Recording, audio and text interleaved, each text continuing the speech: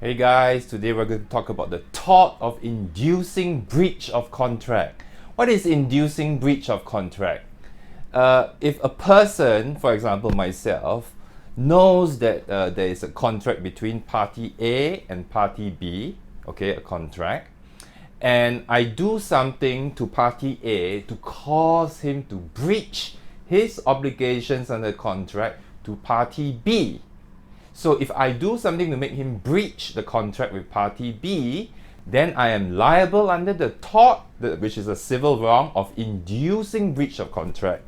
In the English case of Lumley and Guy, the singer Johanna Wagner was engaged by Benjamin Lumley to sing exclusively at this theatre called Her Majesty's Theatre. Another person, Frederick Guy, who ran the Covent Garden Theatre, who knew of this contract between Benjamin Lumley and the singer Johanna Wagner, induced her to break her contract by offering to pay her more money to sing at his theatre instead.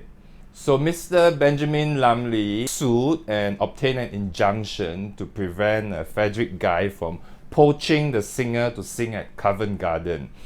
And Frederick Guy, the person who poached the singer, persuaded the singer to disregard the injunction. So as you can expect, the court found that Frederick Guy was liable to Mr. Benjamin Lumley, for damages that he lost as a result of him inducing the singer to break her contract with Mr. Benjamin Guy, the first theatre owner.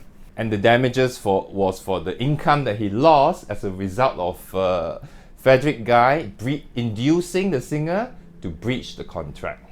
So there are four limbs to this tort of inducing breach of contract. Number one, the plaintiff has to show that the defendant, the person getting sued, had knowledge of the contract and the intention to induce the person to break the contract.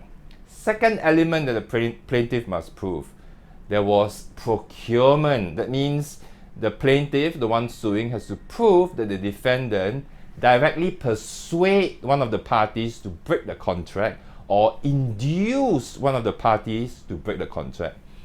Number three, the plaintiff has to prove that the person actually breached the contract. There was a breach.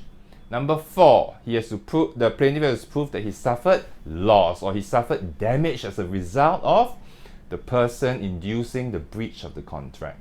Now let's talk about the first element of knowledge. The test is objective. The plaintiff, the person suing, does not need to prove that the defendant had actual knowledge of the contract, because the defendant is deemed to know of the existence of the contract if the circumstances are obvious or it may reasonably be inferred from the surrounding circumstances.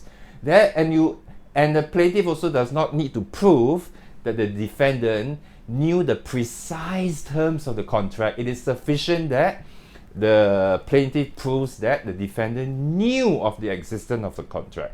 For the second limb of the knowledge test, the plaintiff has to prove that the defendant intended the contract to be breached.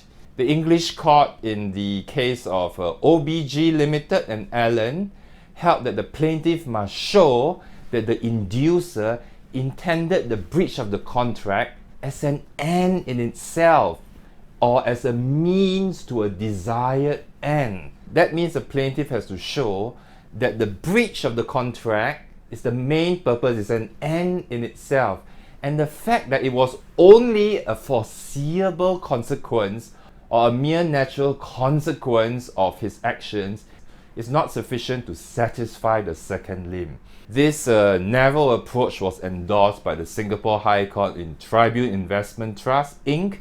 and Susan Trading Co. Limited, which held that the intended breach has to be an end in itself or a means to a desired end. So thanks for watching this introductory video on inducing breach of contract. Stay tuned for the second video talking about breach and damage.